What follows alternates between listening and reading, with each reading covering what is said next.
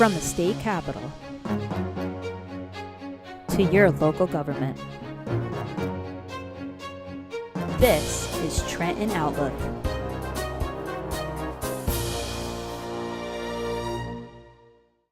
Hi folks, I'm Gene McLaughlin. I'd like to welcome you to Trenton Outlook with our state Senator Samuel Thompson. Samuel Thompson represents the 12th Legislative District in the Senate in Trenton. It incorporates this community and many other surrounding communities. Senator Thompson, welcome. Pleasure to have you with us today. My pleasure. Thank you. Senator Thompson, as we discussed off the air, there just seems to be myriad number of issues we could consider today and talk about. But if we could nut it down a little bit, let me start through a couple. Seem to be very popular right now. One is the Transportation Trust Fund. Seems to be a lot of discussion about that. How is it funded? Should we increase gasoline tax? Where does that stand? Well, first, the Transportation Trust Fund is scheduled to run out of money June 30th. Right. And of course, this is utilized to do all the work you need to do major repairs on our roads, our bridges, and et cetera, as well as provide some of the assistance for our mass transit, rail systems, and so on. And it's going to run out of money in June 30th. Right. So to me, there's no question we must renew the Transportation Trust Fund. Roads are not in good shape to begin with. Our bridges, a number of them, have pretty bad ratings, et cetera. Yes, sir. It's estimated that we, depending on whether you take the administration's figures or the Democrats' figures, we need somewhere between $1.6 billion and $1.9 billion a year. Wow. To take care of these needs. Yeah. And to me, there's really only one viable alternative out there to do it, and that is the increase of gasoline tax.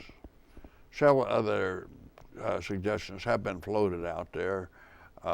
Senator General Beck has one proposal that would take virtually the major portion of all increased revenues that we're going to have for years, yes, sir, and pour them in there, as well as increase fines and fees and et cetera to generate the money. But gas tax is a user tax. The people who use the roads and so on, they pay the tax. Now, if you go the route of the gas tax, well, if you take the Democrats' proposals, about $1.9 billion, there's several alternatives they speak of there. And you can look at a pay-go system or a system where, you continue to just bond and bond. The reason we're in this situation is that in the past, they've adopted what amounts to 5-year plans. Okay. That's a increase in gas tax and immediately start committing the gas tax for bonds. And they float bonds to take care of the cost of it. And as a result of that, within 5 years, all of the gas tax that they put in has been committed to paying off the bonds they issued over the last 5 years. Therefore, there's no more money in the So you're running in a circle. Some people think the money has been raided and et cetera. No, the money is really being spent on transportation needs. It's not being diverted. And of course, we are proposing a constitutional amendment to see it stays on transportation needs. But that's really where it's been going already. But that's why it runs out of money. One plan they put forth was to raise about $1.9 or $2 billion a year for 5 years. Would be if you increase the gas tax by 26 cents. Wow. Okay. That would fund it for 5 years. Wow. And then, however, after 5 years, you would need to add in another 11 cents to keep it going. Beg your pardon. Increase the gas tax by 11 cents, and then in 5 years, that 11 cents would all be committed. So in 5 years, you'd have to increase another 11 cents. Right. That'll last for 5 years, and then 5 years later, another 5. Yeah. So on. The bonds are issued for 30 years. Consequently, it's 30 years before the first bonds are paid off. Any money is freed up. Wow. Second alternative was, if you would increase it by 26 cents, then you'd only need 6 cents a year increases down the line. I said another alternative to that would be, instead of 11 cents now, 11 cents then, et cetera, increase it by 11 cents now, and then put in that it will go up 2 cents a year January 1st thereafter. Okay. If you go do that, you don't have to jump up 11 cents down the road. And, if your gas price went up 2 cents on January 1st, would you notice it? No. I mean, it goes up 2 cents every week, up or down, 5 cents, et cetera. Yeah, it does, exactly. You never even notice it. Right. So this would keep the pension fund funded for that 30 years, and by the end of 30 years, you paid off the first bonds, and you got 11 cents freed up for more bonding and so on. Not to mention the fact that it also would cover the fact that if we needed $2 billion a year now, 30 years down the road, you need a lot more than $2 billion. Sure. This is built along the way to cover that up, et cetera. So I'm still working on developing the terms of that plan, but we'll come along with it and see how it comes. So to be determined, huh? To be determined. Okay, but thank you. Meanwhile, no real plan has been put in, and but we only got 1 month here to get it done, Yes. and something's going to have to be done. Okay, thank you, Senator. Senator, another one which seems to be just a huge mess, and that is the entire issue of Atlantic City. Managing it, funding it, what's going to happen there? Is the state going to take it over? Is it going to be, how's it going to run? Measure was just passed, which is going to Atlantic City 150 days to try to come up with a budget for 2017 and a 5-year plan to get themselves straightened out.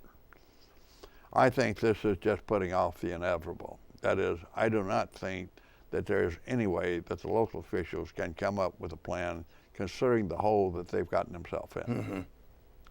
I think they owe somewhere around $500 million in back taxes to the casinos and so on. That is to say, it was ruled when they appealed their property taxes that they were overbilled. Mm-hmm. And collectively, I think they owe about $500 million to them. Mm-hmm. Not to mention just considering what their revenue is and what their current budgets are, the gap that you got there. I think that the actions that were necessary to resolve this problem are beyond what any local officials would be able to do. Right. If they tried to do it, then everyone would be thrown out of office. I think in 5 months we're going to be in a situation that the bill does contain a provision. If they don't accomplish this in 5 months, the state will take over and resolve the problem. I think that's what's going to have to happen. Senator, does Atlantic City have to be repositioned in some way, though, as a gambling mecca, considering all the competition that's sprung up in recent years? As you said earlier, Philadelphia, Pennsylvania across the border, New York, etc. Is it still viable as a gambling mecca?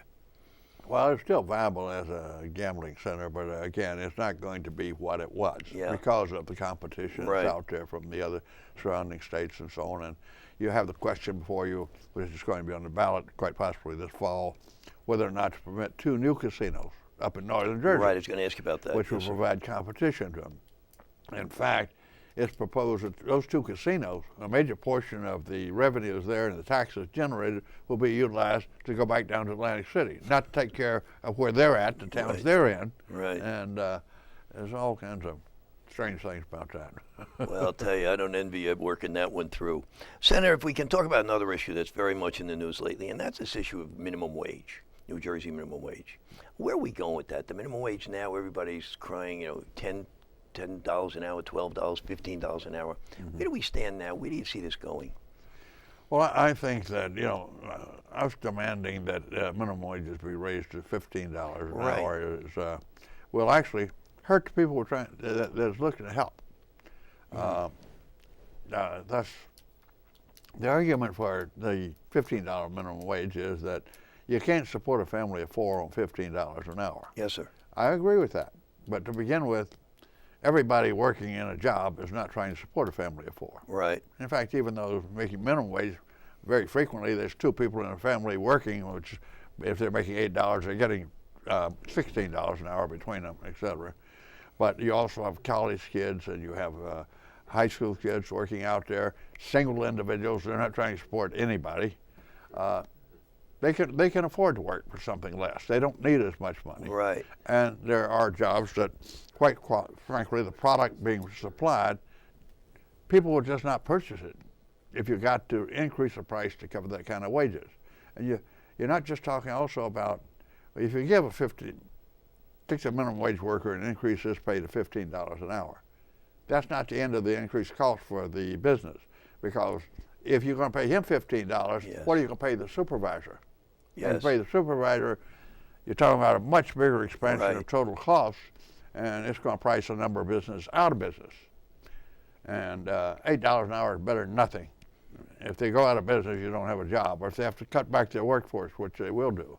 Yes, we do have some measures in to keep increasing the minimum wage, but I think shooting for $15 an hour at this time It's a little ambitious. Where does it stand right now? What do you see coming down the road? Right now, the minimum wage is, if I'm not mistaken, $8 and change. Mm-hmm. And where do you see it going? Is there a measure on the table now to increase it into the next year? There is a measure in that originally we're talking a measure of immediately increasing to $15 an hour, and now the legislation being introduced and being proposed will phase it in over a period of several years, right, increasing some next year, the next year, et cetera. Then after that, it will also mandate a continuing increases every year. Okay, thank you, Senator. Senator, we can talk about something that's sort of allied a little bit, and that is the story of the paid family or the paid sick leave. Also seems to be very much in the news lately. Extending sick leave, extending paid leave for fathers, for new babies, this type of thing. Where does that stand? We've just discussed minimum wage. Now we're talking right. about mandating employers right. give sick leave. New Jersey currently has a rating as the most business unfriendly state in the nation. I know. And we want to create jobs and get people, et cetera. And the more mandates that we place on employers, then the less employers we're going to have coming to New Jersey. Yes, sir. So you don't see anything changing there, or? Well, I won't say that it won't change, but just politically forced on the legislature or the Assembly or the Senate. You don't see that being politically forced on you to consider this with the various lobbying groups and. Well, I think that the Democrats control the legislature. Yes, the Democrats seem to be in favor of it. Yeah. Okay. So we'll see about that one too. Right. Right? Okay. You got a lot of problems down there, Senator. We do. I tell you. Senator, a couple of other ones, if I may touch on it. And one of the things, again, become a little bit of a football, if I read the papers correctly, is the pension reform. Pension reform affects you as a senator, the Assembly people. What's the issue? Well, it will affect the legislators, but me, it affects, not because I'm a legislator, it affects me because I'm a retired state employee. I retired before I ever got elected. Yes, sir. I'd been with the state for 25 years before I got elected, so I am a retired state employee. Right. So it's my pension plan, not just other people's pension plans we're talking about. In 2011, we passed legislation the pension plan is underfunded. That is to say, there's not sitting in the bank right now enough money to pay off everything that every current employee and every current retiree will need by the time before they pass on.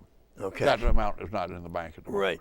There's enough money in the bank to see the check gets there next week and next month and next year and for a number of years to come. Yes, sir. So that's what when we say a pension deficit, it means that, if no more money went into the pension fund, it would not be enough to pay off all the obligations we have for between now and the next 50 years or something like that. And it's a sizable deficit. We passed legislation back in 2011 that said, if we do this, we will eliminate that deficit. We will have in the bank all the money needed, and et cetera. I say in the bank, but we'll get to it. It's not really in the bank. However, in order to project what you're going to do in the years in the future, this was over 7 years, we're supposed to phase in increase state pension payments to make the fund fully funded.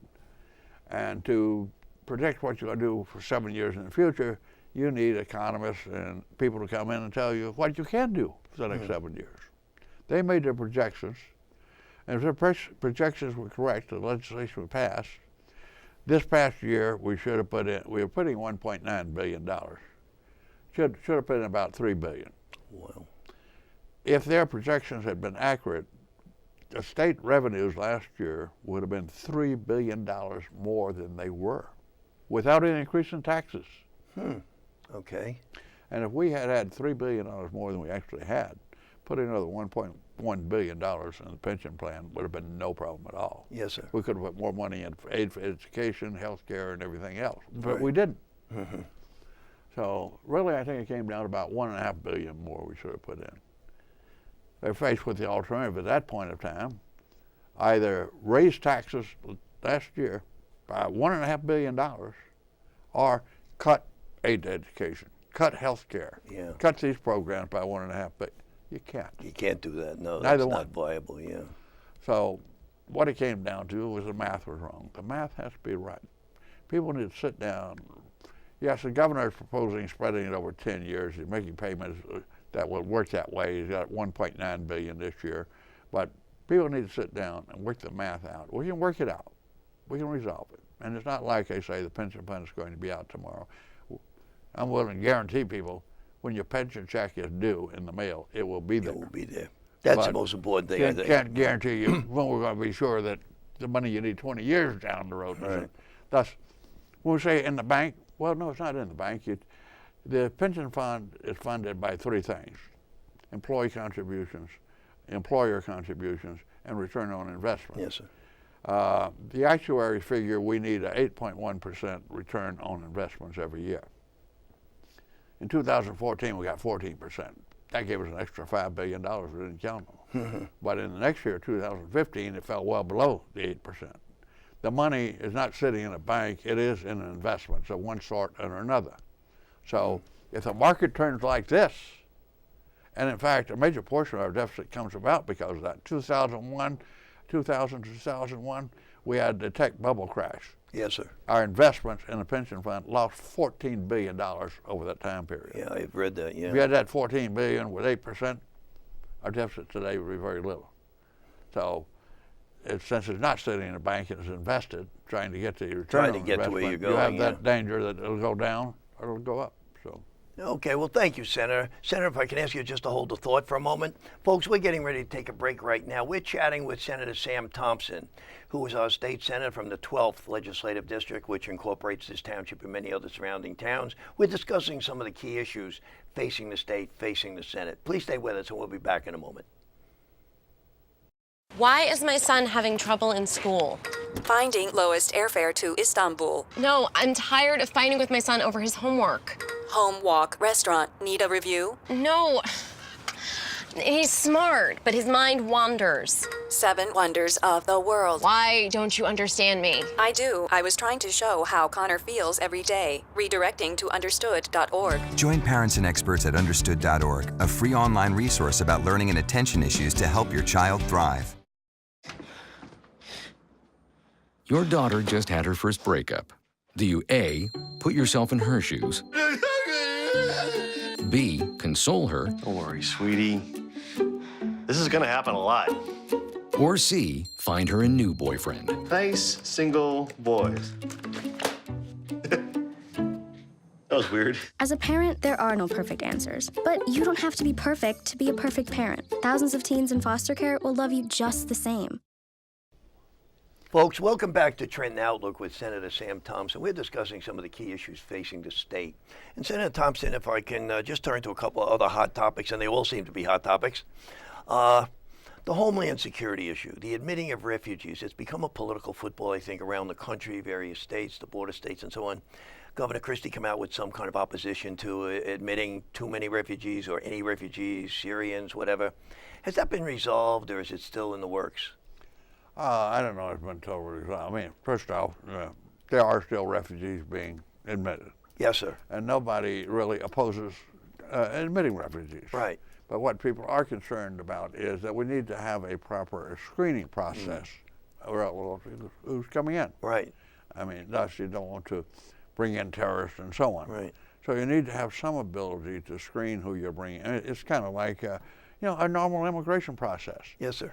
We don't just say anybody wants to come in the country comes. No. You have to apply. There's certain information you have to supply, et cetera. You're screened, et cetera. I mean, if you're not coming from Syria or so on, if you want to come from England, if you want to come from Germany, there's a process you go through to get into the country and to be some kind of background check or something. So we need to have some process in place to minimize. You can never eliminate the possibility of but terrorists. Senator, some of the refugees coming in now don't have any documentation that they can point to that we could even screen them properly, right? Well, that's the problem. As I say, you got to have some kind of process in place to do some kind of screening on them. Yes, I mean, sir.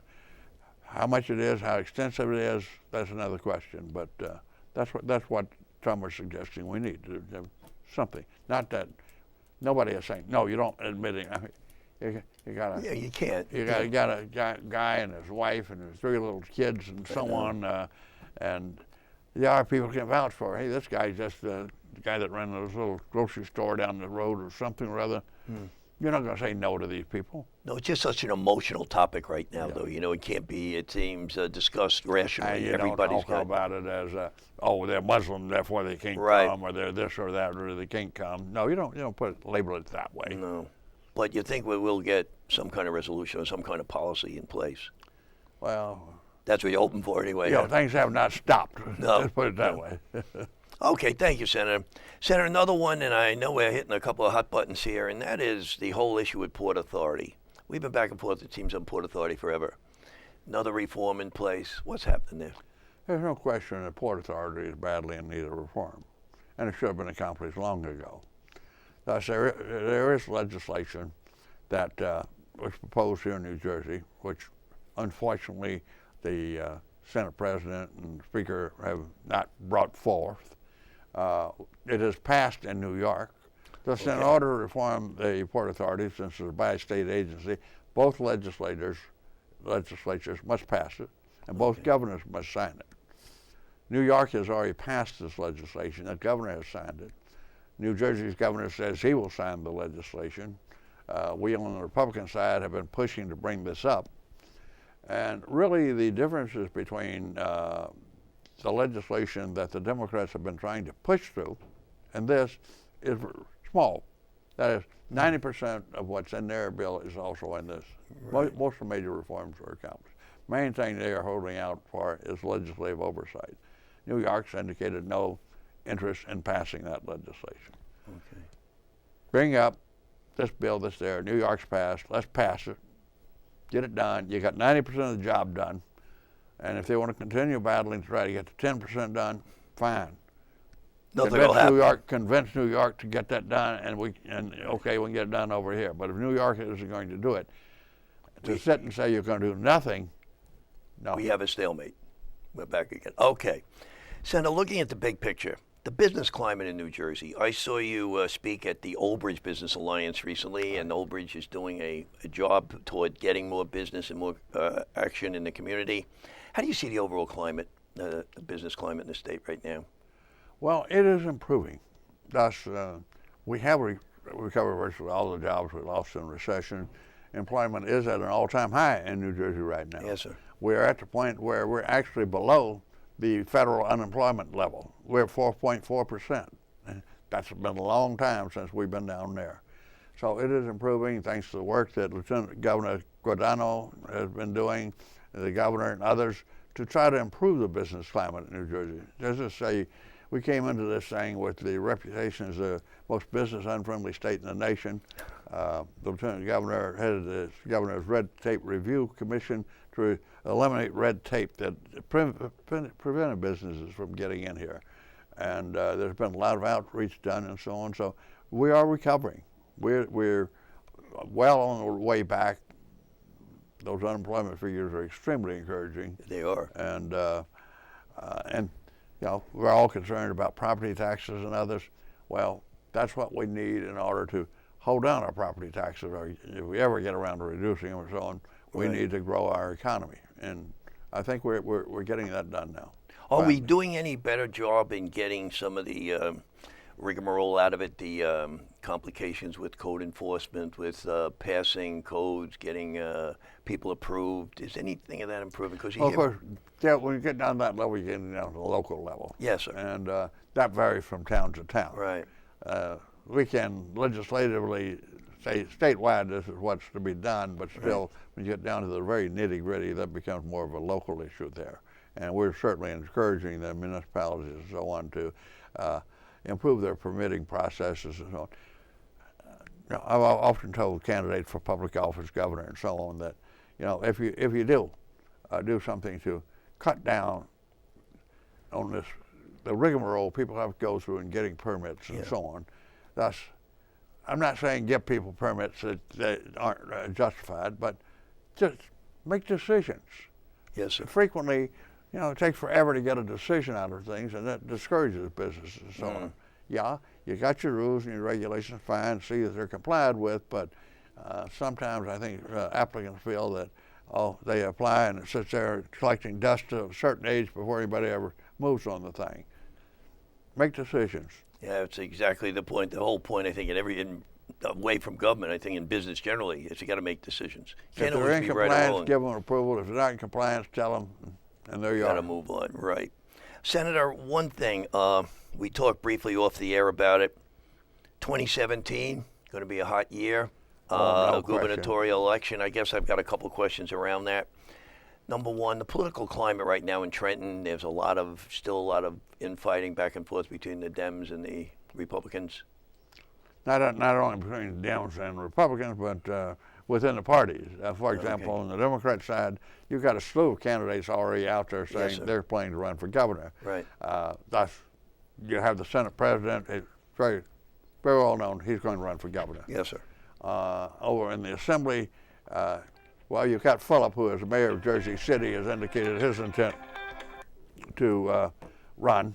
And there are some saying that Prieto's actions as Speaker are very much influenced by what position Phillip has. Right. So that is having an impact on what's going on in Trenton. And then you also have John Wisniewski's announced he's planning to run, or suggested he's planning to run. You have Lesniak said he's going to run. Yeah. So that is becoming a major factor there. On the Republican side, we anticipate several candidates out there, but there's no openly, hey, this is that's not really influencing the action in Trenton to any significant degree.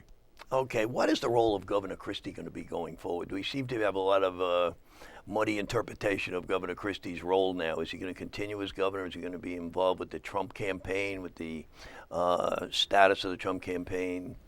Where does Governor Christie stand in all this? He's going to continue to do both. He's going to do both? Question is how much time he spends on one versus the other. Okay.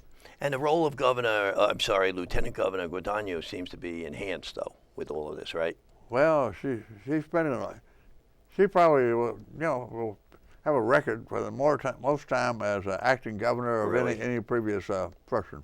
Well, she certainly gets around. We've seen her at a lot of venues lately. And she does a fantastic job. Yeah. So she'll probably be a candidate, is what we're saying. There's no question. She will be a leading candidate for governor next year. And like I say, she's done a great job. When we spoke of the increased jobs, the economy, and so on, Yes, she sir. played a very major role in that, which will come out. Okay, thank you, Senator. Senator, you have always been very, very interested in your constituents. What are your constituents saying about the state now, the state of the state right now? You provide a lot of services to them. You're in contact with them a lot. We see you all over the place. What are their big concerns when you talk to them? Well, they haven't changed a lot. I mean, they're still very concerned about their property taxes. Right. They're concerned about their health care. I mean, a lot of people, the health care costs are rising astronomically and so on. Yes, so sir. we get a lot of people calling in needing help related to health care. But those are probably the two things we get the most calls about, our taxes and health care. But you do a wonderful job of providing services for them, too, with their income tax, with their passports, with their general assistance at the library or over in your office. Mm-hmm. So they've got to appreciate that. They've got to look to you for that. Well, that's, to me, constituent services is the most important part of my Right. job. And yes, we definitely are always out there reaching out, telling people if there's any way we can help them, give us a call. And they call us on every kind of issue you can think of. Okay, Senator, well, I want to thank you for coming in today. I know we had a rather long list here, and I don't think we got to all of them, but I appreciate you taking the time to address what we could get to.